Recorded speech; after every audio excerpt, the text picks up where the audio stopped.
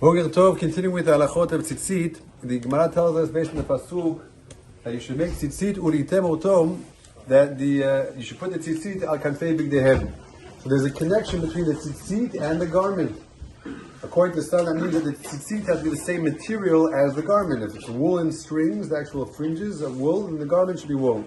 If it's linen, then the string should be made out of linen. Some say that this even goes so far as to connect the color of the garment with the color of the tzitzit strings. Do the colors of the strings have to match the garment?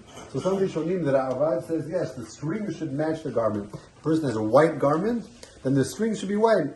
Where does this come up in modern application? The only place I've seen so far is, let's say you have a person in the army, and he has to have camouflage clothing. So his talit potentially can't be white, it should, or any other color, it should be camouflaged. So in that case, his strings, according to this opinion, which we are choshesh for, should be the same color as his garment. So he camouflaged the talit, he should have green tzitzit as well. Minhag V'Sfaradim is based on the Mekubalim, based on the pasuk, which says that the talit should be white, and therefore our strings are also white. Where will also come up though is the techelet. Nowadays, you do see people walking around with the blue string. As the Mishnah says, Masech Menachot, the blue string is not essential for the mitzvah. Even if you don't have the blue string, the mitzvah still counts. So where does the blue come from? The blue comes from a special dye. And there's been a lot of research as to where to actually get this dye. The Gemara makes it clear that there's basically two different sources. One is authentic and genuine. That's the dye the Torah is referring to when it says techelet. And the other thing is a knockoff. It doesn't have the same lasting quality. It's not exactly the same color. It has, if you want to build a mitzvah of techelet, it has to be the actual proper dye.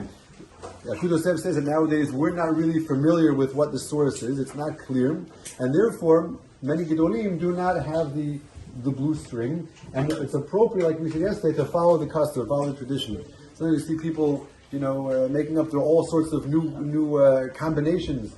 We have a certain way, a tradition of how we tie the knots of the tzitzit.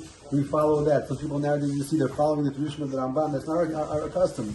We follow the way that our fathers did it to make the knots on the tzitzit. Our gedolim have not worn the techelet because it wasn't available, it wasn't known, and that remains the case today. Therefore, it's not essential for a person to go and buy the techelet because that is not the tradition that we have.